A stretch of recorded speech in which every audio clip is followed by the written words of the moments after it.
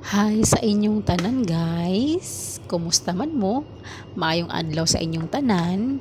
And karon kay ako lang ipakita ang experiment nga sardines patty. Actually dugay na gid kay nako siya nga experiment. So since karon ra mo or recently ra man gid kay ko ni kanang nipadayon gyud ni ako ang kuano ako mga reels.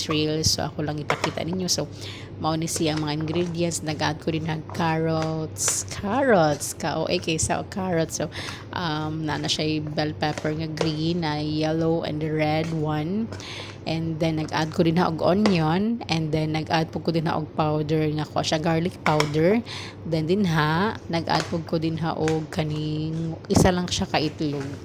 Ako lang siyang mix siya, and then nag-add po ko din og kuan, if I am not mistaken, kuan na siya akong gi-add, it's a paprika.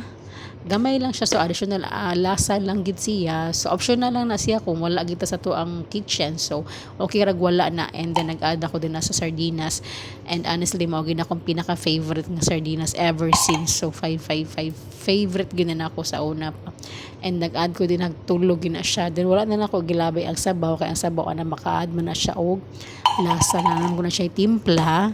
So mao na siya, so ako mao na akong purpose nga giuna na akong timpla ang katong the rest wala pa sardinas kay para ang gulay mas matimplahan gud siya, kaya sardinas man good additional na lang lasa. And nag-add po ko din og baking powder, and then nag-add po ko din og corn flour. So mas preferred na ko ang corn flour kaysa katong pinaka kuan katong all purpose flour.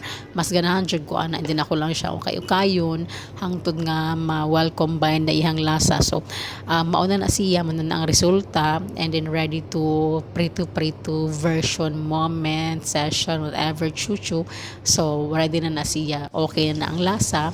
And then mauna ni siya, nag-start na ko prito, and kamo try ninyo para sa inyong mga kids, and affordable ra kaayo. So pwede ra ninyo dili butangan og mga bell pepper whatsoever, okay ra kay na siya. So pwede ra mga carrots lang, bombay, okay ra sibuyas dahonan kung naa ko na available.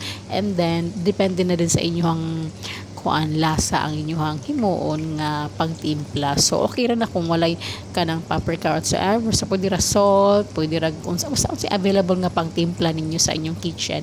So try ninyo para pangbaon sa inyong mga anak, pangbaon sa inyong mga bana, pangbaon sa inyong mga asawa. Do it for them, and then do it for yourself also. So mao lang na siya. Salamat kay sa pagtan-aw. Hope you like it sa ako ang gi-post, akong gihimo. So try sa ninyo. So mao lang na si ayo-ayo mo. Salamat sa pagtan-aw. Bye. God bless. Bye.